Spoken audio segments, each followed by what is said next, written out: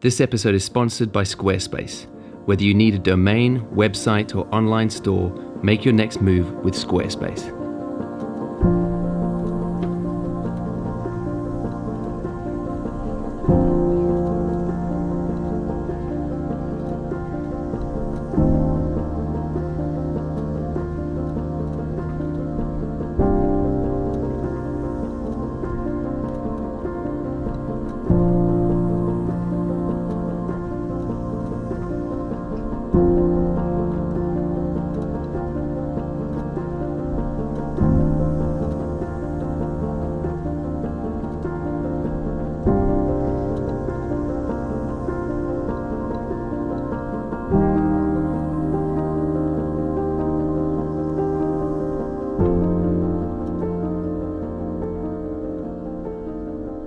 Five years ago, I was here in Rome and I made a little video called My Street Photography Philosophy. And in it, I talked about how I really had a discomfort around photographing people out in public and how I'd chosen instead to photograph the light and shadow in our urban spaces. I also talked about having made that decision, how perhaps I felt like I wasn't a legitimate street photographer because I definitely wasn't going around photographing human beings interacting in recognizable ways, kind of an urban reportage.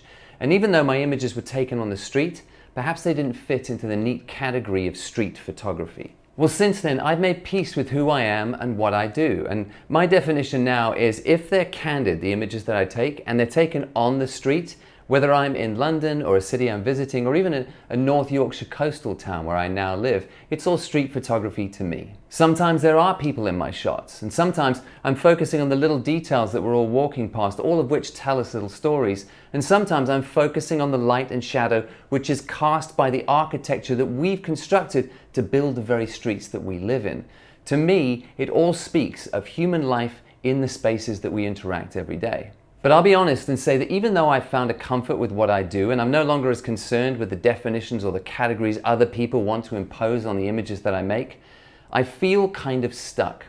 I can sense in my work that I need to go out and I need to build it more. I need to create more visual variety and I need to put more meaning into my images. And at the moment, I don't really know how to get there. All I have right now is kind of a loose direction that I want to walk in. So I thought that seeing as I'm back here in Rome 5 years down the road, it might be kind of a nice full circle to make this video and update you on how my street photography philosophy has changed, the roadblocks that I'm hitting, and the ideas I have and the things that I'm trying to get over those roadblocks so my work keeps developing. And my hope is that if any of you are feeling similarly stuck or frustrated or you're hitting roadblocks in your own street photography, you might get some ideas from the things that I'm trying. So let me address the light and shadow stuff first. And I have to say, I still love shooting this way. I still shoot everything in manual because I just find it faster and quicker to get to exactly the exposure that I want. I protect my highlights, I let my shadows fall dark, and then I use the shapes that are created almost like a graphic designer. And photographers who've gone before me like Fan Ho and Ray Metzger and some of Trent Park's work give me permission to go that way because many photographers throughout history have chosen light and shadows, the absence of light, as the subject itself. But I don't want to just be known as the diagonal shadow on a wall guy. I want more variety in my work than that, so I know I need to keep building more nuance and more meaning into those images. And if I'm honest, at a point, I could almost feel that I'd learned a trick that worked. I like the images that I made and other people really seem to like them. And it's really seductive in moments like that because there's this little voice that whispers to you in the back of your head, you've cracked it, you've nailed it, no more development needed, you've arrived. But I don't want to be known for just one sort of image. I want to keep building complexity into my work as I go along and to make sure that I'm always developing my skills beyond that one technique that really seems to please people. The way that I think about it is that I want to be the sort of photographer who you could take and drop in a helicopter anywhere in the world and I would be able to start looking around and make serviceable images, no matter what's around me or what the conditions are. A lot of you will know that I've moved from London up to North Yorkshire in the last couple of years. And already I'm looking around going, this doesn't look anything like London, which I obviously knew. And there is no ways I can use the techniques because there's no skyscrapers to cast long urban shadows. That means that in many ways I've had to start from scratch in a visually very different part of the country, which I obviously knew was coming. But I was excited about it because it meant that I could start to look around and work out new ways of shooting. So there was constantly putting new tools and new ideas in my photography toolbox, and I wasn't just relying on one trick which worked. That doesn't mean that I'm going to abandon that style of photography. In fact, coming to a city like Rome is the perfect opportunity to shoot in that style, which I still really enjoy, and to keep developing that skill further, because I'm not done with it. I haven't mastered it. But as I go around and I visit different parts of the world that look very different, that don't have built up urban spaces and hard sunlight, I'm having to develop more skills. And in the process, I'm hitting my goal of becoming a more versatile photographer.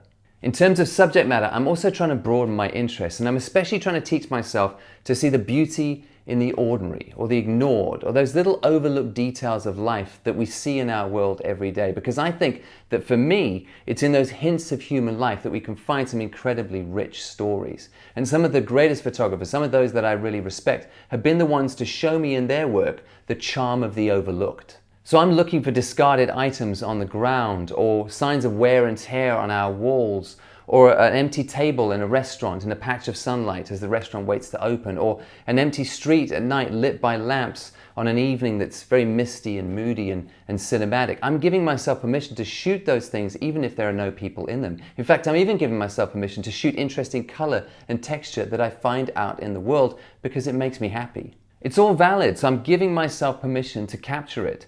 I don't really know what it's called yet, or what it's for, or what category you put it into, but that's not really my concern. And I think when we're trying to move forward with our photography, it's important to experiment, not to overthink it, to give ourselves permission to walk down roads and intuitively work out what we're responding to, because we can work out later how to present this work to the world. But in that collection phase, give yourself permission. I'll update you on a few practical things too, because I know some of you will be interested. So back when I made that video about 5 years ago, I was shooting on about a 35mm equivalent with the 23f2 Fuji lens on the X-T20. And shortly after that, I moved over to the Ricoh GR series, which were 28mm at the time, so quite a wide focal length. And those cameras were great, those focal lengths were great, they taught me how to compose better. But honestly, they weren't my sweet spot and was slightly too wide. But in recent years, I have picked up the Ricoh GR3X, which is a 40mm equivalent. It's probably the camera I shoot most with out and about. And recently I've been taking my Sony a7C when I travel, because I need to film and take images with it. And my favorite lens for that when I'm out on the street is actually the 55mm. That 40 to 50, 55mm full frame equivalent focal length, I've realized is kind of my sweet spot. I really like how it gives you a good balance between including enough context in the frame that you can see where we are, but it also compresses the frame enough that you can include less elements and really clean the frame up, because personally, I like quite a minimal frame with not too many elements in it. So when I'm traveling, I have one bag. The Ricoh GR3X is what I run around during the day and take images with. And then if I'm also filming on the trip, I have my Sony a7C, which is a full frame, the Zeiss 55mm, which is what I take most of the stills with when I'm out and about, and then I film on the Sony 35mm 1.8, which gives me a nice compact travel kit. Another technical change is that I'm creating a lot more in color these days than I am in black and white. And I think back when I made that original video, if I'm not wrong, most people knew me as a black and white photographer. But over the past few years, that's definitely shifted. And that's for both one good and one bad reason. The bad reason is because I got honest with myself and called myself on the fact that sometimes I would turn images into black and white because I just knew they'd be received better. I mean, we all know that people usually like black and white images more than they like color images. So I'm sure you're guilty of this too. Sometimes I would see a color image and think, it's just not quite that good, let me turn it into black and white. And now I've called myself on that, which is why I post less black and white images, because an image has to be good on its own terms, whether it was color or black and white, to warrant posting. So now for me, black and white is a pure creative presentation choice that I have to be able to justify to myself, rather than a trick that I use to rescue a bad image. The good reason is that I've become much more confident about working with color. Some of you will know, if you've watched this channel for a while, that I'm partially colorblind. So I often get things on that green-red spectrum a little muddled and mixed up. But over the years, I've learned what that shortfall looks like, and I've started to be able to compensate for that in my own work, which gives me confidence. I mean, we know that there's so many times you take an image where color is such a strong feature, and there might have been times in the past where I would have avoided it because I wasn't confident in how to capture or to present it. But I've really been able to overcome that stuff. So now I'm excited to go out and look for those interesting colors and really feature them in my work. But the biggest way my photography is changing as it's slowly maturing is that now I'm trying to pick up the camera to go out and create bodies of work rather than just to capture single images. I think social media, especially platforms like Instagram, teach us bad habits. They teach us to be all about short-term attention span and trying to push single images out there immediately to the world to get instant gratification. But I think the greatest skill is to be able to go out and create bodies of work which tell rich stories in the aggregate of those images, rather than chasing the fleeting affirmation that social media might generate around a single image that you post. When I look at my photography heroes, that's certainly what seemed to drive them. So I've stopped posting to platforms like Instagram every single day and dropped it right back to 2 or 3 times a week.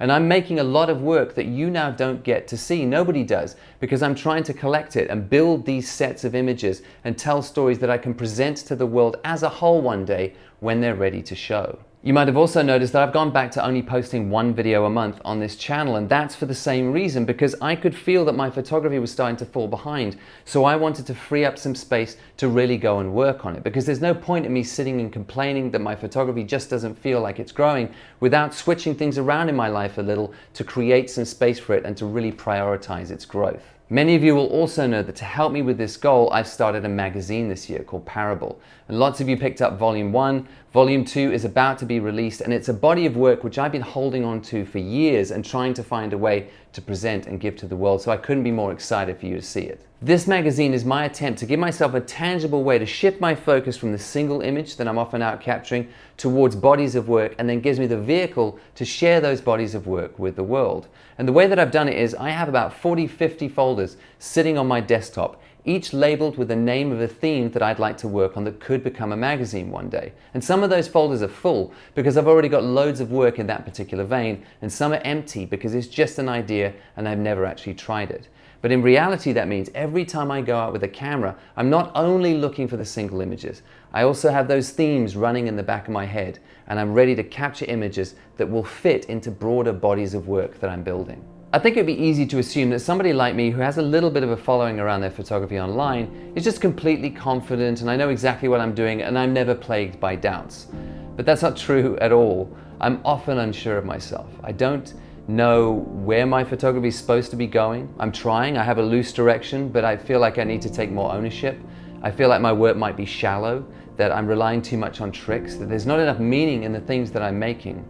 And all these shifts that are occurring in my photography, especially since that last video, are my attempts to not stay stuck, to not go back to the trick and just hunker in and try to get short-term attention, but to keep building my photography bravely into the future and hopefully make it much richer work. I think this is what the journey looks like for all of us. The way that I feel about it is, if I wake up one day and think, I've arrived, my work is great, I have found a complete visual voice and I know exactly what I'm doing, that's not actually a good day, that's a sad day, because it means on that day my growth ends. I won't develop anymore. It's all the doubts and the roadblocks and the changes that we make to our work and the ways in which we try and experiment to move forward, it all speaks of growth. So my advice would be to purposefully broaden your work. Keep teaching yourself new skills and trying new things.